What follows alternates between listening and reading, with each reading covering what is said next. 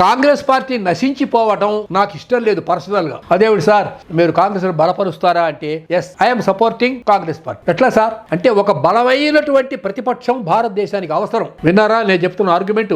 BJP బలమైన అధికార పక్షం, అలాగే బలమైన ఒక ప్రతిపక్షం కూడా ఉండాలి. ఇది లేకపోతే ఏమవుతుంది? బైఫర్కేషన్ అయిపోతుంది. ప్రతి స్టేట్ లోను చిన్న చిన్న ఫెడరలిజం పేరుతో ఇక్కడ ఒక ప్రాంతీయ పార్టీ, తమిళనాడులో ఒక ప్రాంతీయ పార్టీ, తెలంగాణలో ఒక ప్రాంతీయ పార్టీ, ఏపీలో ఒక ప్రాంతీయ పార్టీ, సిపిఎం అది కూడా ఒక ప్రాంతీయ పార్టీ, కేరళ ఈ చిన్న చిన్న ప్రాంతీయ పార్టీలను వీళ్ళు తోకలాడిస్తుంటారు. కాబట్టి కాంగ్రెస్ అనే ఒక పార్టీ బలంగా ఉండాలి. అప్పుడు బలమైన ప్రతిపక్షం, బలమైన అధికార పక్షం రెండు పార్టీలే ఉంటాయి. అలా బలమైన ఒక కాంగ్రెస్ పార్టీని నిర్మించాలి అంటే అటువంటి బలమైనటువంటి పార్టీ నిర్మాణానికి కావలసినటువంటి శక్తి, యుక్తి రాహుల్ గాంధీకి లేదు. ఎవరి మీద కోపంతో చెప్తున్న మాట కాదు. కాబట్టి ఒక బలమైన ఆల్ ఇండియా ప్రతిపక్షాన్ని, ఆల్టర్నేటివ్ ని మనం నిర్మించుకోవాలి. కొంచెం ప్రశాంతంగా ఆలోచించండి. ఇప్పుడు నేను చెప్పిన పాయింట్ ఏమిటో మీరు బాగా ఆలోచించండి. ఒక ఆల్ ఇండియా లెవెల్లో ఒక బలమైన ప్రతిపక్షం, బలమైన అధికార పక్షం రెండు పార్టీలు ఉండి ప్రాంతీయ పార్టీలను సాధ్యమైనంత వరకు బలహీనపరచాలి. ఇది వినడానికి మీకు కొంచెం ఆశ్చర్యంగా అనిపించవచ్చు. ప్రాంతీయ పార్టీలను బలహీనపరిచినట్లయితే దేశం యొక్క సమగ్రత సుస్థిరంగా ఉంటుంది.